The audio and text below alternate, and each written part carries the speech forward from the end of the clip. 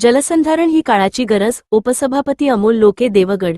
प्रतिनिधी प्रज्वल गायकवाड. भविष्यातील संभाव्य पाणीटंचाई टाळण्यासाठी जलसंधारण ही काळाची गरज बनली असून प्रत्येकाने पाण्याचे संवर्धन व उपलब्ध जलस्रोतांचे जतन करण्यासाठी आपली महत्त्वाची भूमिका पार पाडली पाहिजे, असे आवाहन पंचायत समिती देवगडचे उपसभापती अमोल लोके यांनी केले. पूर्ण प्राथमिक केंद्र शाळा कुणकेश्वर न. 1 येथे जलसंधारण दिन उत्साहात साजरा करण्यात आला. उपसभापती अमोल लोके यांच्या मार्गदर्शनाखाली पार पडलेल्या या कार्यक्रमास गटविकास अधिकारी निलेश जगताप, विस्तार अधिकारी तुषार हळदणकर, प्रशासक महेश ताम्हणकर, प्रशासकीय समिती सदस्य शशिकांत लब्दे, ग्रामपंचायत अधिकारी गुणवंत पाटील, केंद्रप्रमुख देवकी फाळके आणि मुख्याध्यापक तात्या लवटे यांची प्रमुख उपस्थिती होती. कार्यक्रमाची सुरुवात दीपप्रज्वलन आणि माजी मुख्यमंत्री सुधाकरराव नाईक यांच्या प्रतिमेच्या पूजनाने झाली. यानंतर शाळेतील विद्यार्थ्यांनी सुंदर प्रार्थना व स्वागत गीताने उपस्थितांचे स्वागत केले.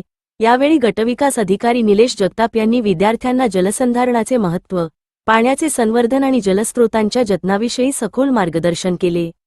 कुणकेश्वरचे प्रशासक महेश ताम्हणकर यांनी पाण्याचा काटकसरीने वापर करणे तसेच पावसाचे पाणी अडवणे व जिरवणे याबाबतचे उपाय समजून सांगितले. उपशिक्षिका पल्लवी ढेरे यांनी माजी मुख्यमंत्री सुधाकरराव नाईक यांच्या जलसंधारणातील उल्लेखनीय कामगिरीची माहिती दिली.